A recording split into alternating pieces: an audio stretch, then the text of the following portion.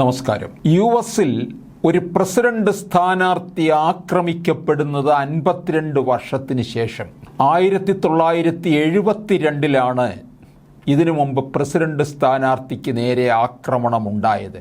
Democratic പാർട്ടിയുടെ president സ്ഥാനാർത്ഥിയാകാൻ nomination നൽകിയിരുന്ന George C വാലസാണ് അന്ന് ആക്രമിക്കപ്പെട്ടത്.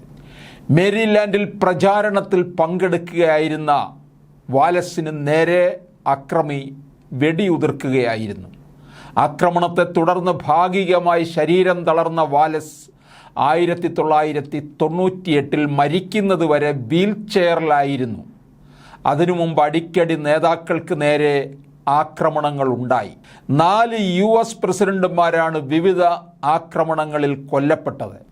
1865 കൊല്ലപ്പെട്ട എബ്രഹാം ലിങ്കനാണ് ആദ്യം കൊല്ലപ്പെടുന്ന യു.എസ്. പ്രസിഡന്റ്. കറുത്തവരുടെ അവകാശങ്ങൾക്ക് പിന്തുണ നൽകിയതിൻ്റെ പേരിൽ ജോൺ വിൽക്കസ് ബൂത്താണ് ലിങ്കന് നേരെ വെടിയുതിർത്തത്. ഏപ്രിൽ 14 വെടിയേറ്റ ലിങ്കൻ 15 മരിച്ചു. 1881 യു.എസിൻ്റെ 20ാമത് പ്രസിഡന്റ് ജെയിംസ് ഗാർഫീൽഡ് വെടിയേറ്റ് മരിച്ചതാണ് രണ്ടാമത്തെ സംഭവം.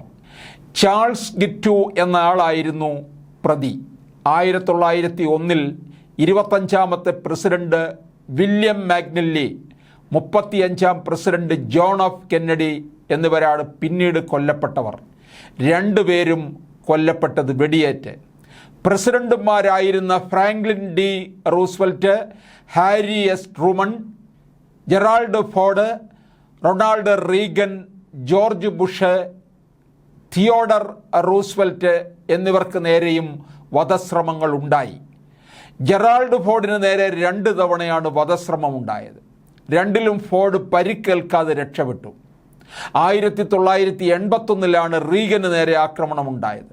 മാനസിക വെല്ലുവിളി നേരിട്ടിരുന്ന ജോൺ ഹിൻഗലിയായിരുന്നു റീഗനെ ആക്രമിച്ചത്.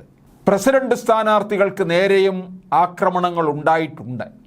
1968 കാലിഫോർണിയയിൽ ഡെമോക്രാറ്റിക് പാർട്ടിയുടെ പ്രൈമറി ജയിച്ച റോബർട്ട് എഫ് കെന്നഡി ലോസ് ആഞ്ചലസിൽ വെടിയേറ്റ് മരിച്ചു. ജോൺ എഫ് കെന്നഡിയുടെ സഹോദരനായിരുന്നു റോബർട്ട്.